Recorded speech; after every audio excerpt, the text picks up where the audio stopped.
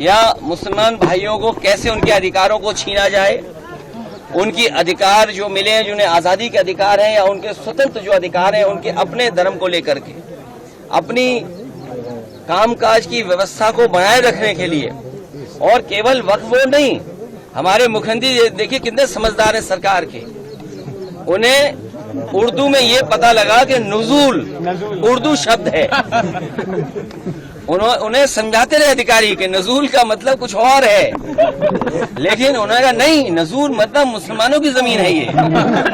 सोचो, जो व्यक्ति केवल उर्दू के शब्द नज़ूल को लेकर के पूरा का पूरा प्रयागराज खाली करा रहे थे, पूरा गोरखपुर, और गोरखपुर में अपना स्वार्थ है उनका कुछ, या उनके सहयोगी साथियों का स्वार्थ है, उसकी वजह से बताइए उर्दू का शब्द नज़ूल, तो मुख्यमंत्री जी क्या कानून ले आए। तो ये बात आपको भी समझ में आ रही है, लेकिन हम लोग इसके खिलाफ रहेंगे।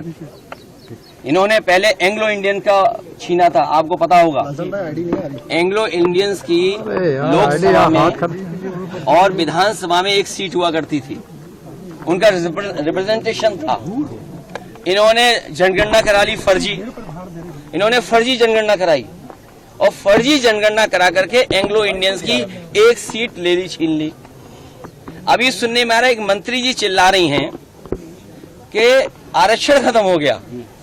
अच्छा, आप खुद सोचिए, सरकार में भी रहेंगे और आरक्षण की भी बात करेंगे, तो जिन्हें आरक्षण की चिंता है, जो पिछड़े दलित और अल्पसंख्यक आदिवासी भाई बहन हैं, चाहे वो दिल्ली में हो चाहे लखनऊ में, तुरंत बीजेपी को छोड़ दें,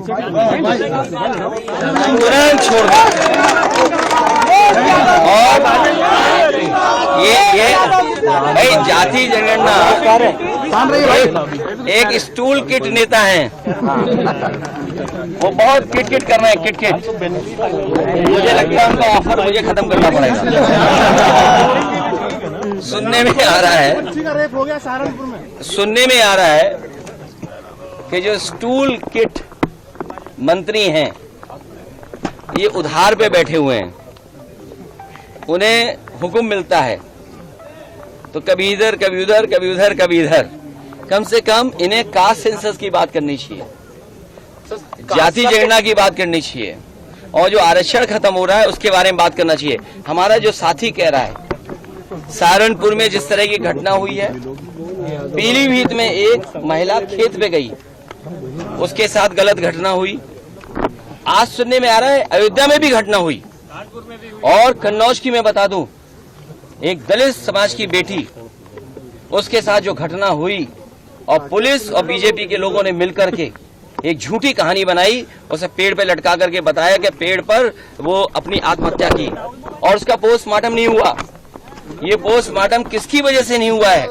वहाँ के बीजेपी के नेता हैं जिनकी वजह से पोस्टमार्टम उस बेटी का नहीं हुआ है।